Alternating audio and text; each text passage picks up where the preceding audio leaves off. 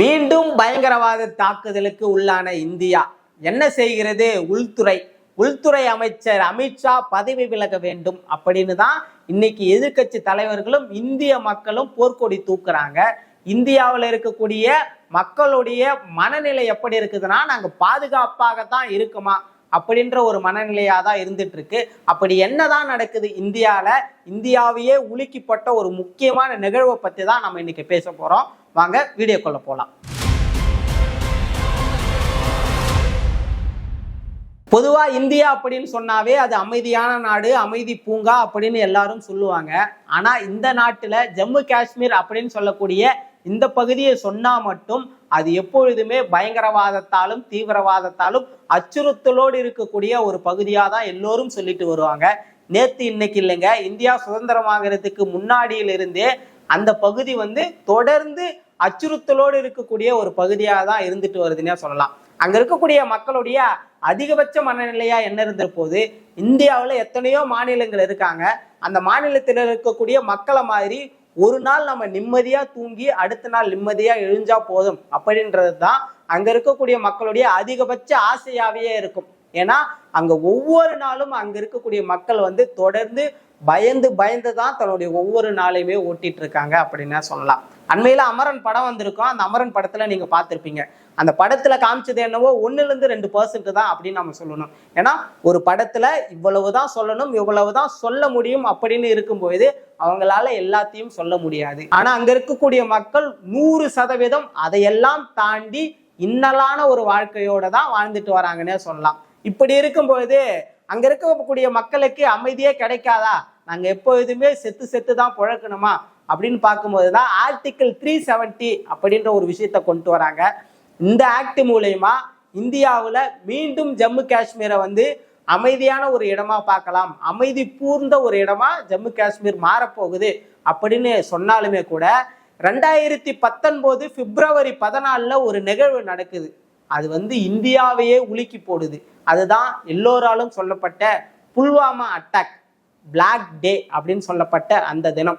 அந்த தினத்தின் மூலயமா இன்னைக்கு சொன்ன மாதிரி அன்னைக்கும் சொன்னாங்க, இந்தியா பாதுகாப்பான நாடா, நாங்கெல்லாம் எங்க போறது, நாங்க எங்களோட உயிரை இழக்கிறது தான் எங்களுக்கு ஒரே ஒரு தீர்வா அப்படின்னு எல்லோரும் சொன்னப்ப, இல்ல இந்தியாவுடைய இராணுவமானது மிக மிக வலிமையானதுன்னு இந்திய இராணுவம் என்ன செஞ்சாங்க, அடுத்த 2 நாள்ல பாகிஸ்தானுடைய ஒரு இராணுவ முகாமே அடிச்சு நொறுக்குனாங்க.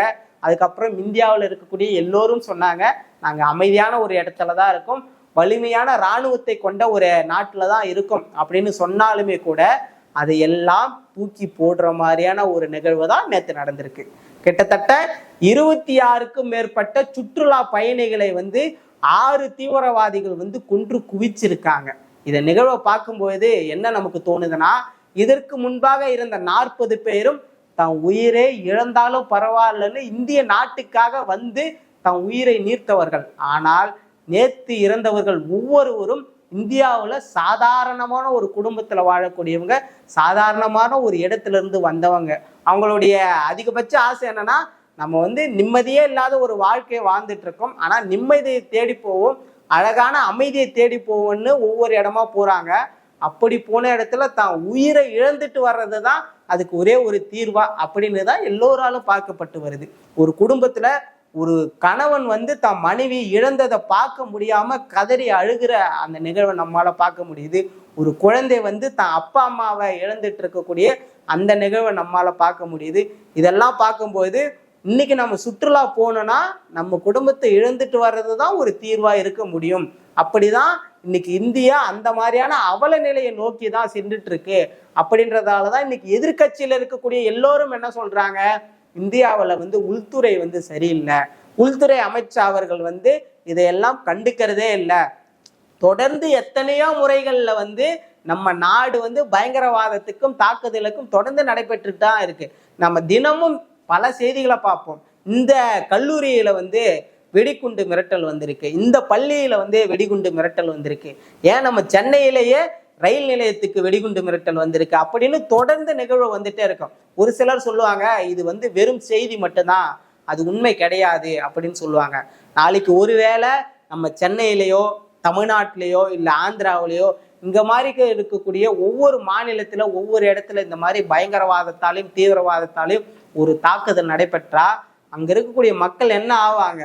எத்தனையோ நாடுகள்ல தன்னுடைய குடும்பங்களை இழந்து பாதுகாப்பு இல்லாம வாழுற மாதிரியான ஒரு சூழ்நிலை இந்தியாவிலையுமே நடக்கக்கூடிய ஒரு அவலம் தான் இன்னைக்கு நடந்துட்டு இருக்கு. அதனாலதான் எல்லோரும் போர்க்கொடி தூக்கி சொல்றாங்க, நாங்க இந்தியால இருக்கோமா இல்ல பாகிஸ்தான்ல இருக்கோமா, எங்களுக்கு அமைதியான ஒரு வாழ்க்கை கிடைக்காதா, அதனால உள்துறை அமைச்சர் அமித்ஷா அவர்கள் பதவி விலக வேண்டும், மீண்டும் ஒரு புதிய அமைச்சர் வர வேண்டும், எங்களை பார்த்துக்கிற மாதிரியான ஒரு அமைச்சர் வர வேண்டும் அப்படின்னு சொன்னாங்க. குறிப்பா தமிழ்நாட்டில் இருக்கக்கூடிய எதிர்கட்சியா இருக்கட்டும், ஏனைய கட்சிகளை சார்ந்தவர்கள் எல்லோரும் சொல்றாங்க அமைச்சர் அவர்கள் பதவி விலக வேண்டும்னு சொன்னாலுமே கூட தமிழ்நாடு முதலமைச்சர் மு.க.ஸ்டாலின் அவர்கள் சொல்லியிருக்காரு, இந்தியாவிற்கு என்ன மாதிரியான அமைதி நிலைமை வேண்டுமோ அதற்காக எப்பொழுதும் தமிழ்நாடு அரசானது உடன் இருக்கும் அப்படின்னு சொல்லியிருக்காரு. என்னதான் ஒரு எதிர்கட்சி தலைவராக இருந்தாலுமே கூட தமிழ்நாட்டில் இருக்கக்கூடிய முதலமைச்சர் அவர்கள் இந்தியாவுக்காக தமிழ்நாடு அரசு எப்பொழுதுமே துணை நிற்கும், இந்த தீவிரவாத கண்டிப்பை நாங்க தொடர்ந்து கண்டிச்சுட்டு தான் இருக்கோம், பொதுமக்களுக்கு அமைதியை கொடுக்கறதுக்கு எல்லா வகையிலும் இந்திய அரசு முன்வர வேண்டும் அப்படின்னு சொல்லியிருக்காங்க. ஆனா இன்னைக்கு நம்ம மக்கள் எல்லாரும் பயந்து நாளைக்கு நமக்கு என்ன ஆகும் அப்படின்ற ஒரு பதட்டமான சூழ்நிலையோட தான் வாழ்ந்துட்டு வராங்கன்னே சொல்லலாம். இதையெல்லாம் பார்க்கும்போது இந்தியாவில் அமைதியான ஒரு சூழ்நிலையே நிலவாது அப்படின்றது தான் நம்மளால பார்க்க முடியுது. இப்படிப்பட்ட தாக்குதல்கள் இல்லாம, பயங்கரவாதம் இல்லாம, தீவிரவாத தன்மை இல்லாத ஒரு நாடா இந்தியா இருக்கணும்ன்றது தான் எல்லோருடைய மனநிலையா இருந்துட்டு இருக்கு. ஸோ இதை பத்தி நீங்க என்ன நினைக்கிறீங்கன்னு மறக்காம கமெண்ட் பண்ணிட்டு போங்க. இந்தியா மீதான இந்த தாக்குதலுக்கு உங்களுடைய எதிர்ப்பையும் தெரிவிச்சுட்டு போங்க. நன்றி.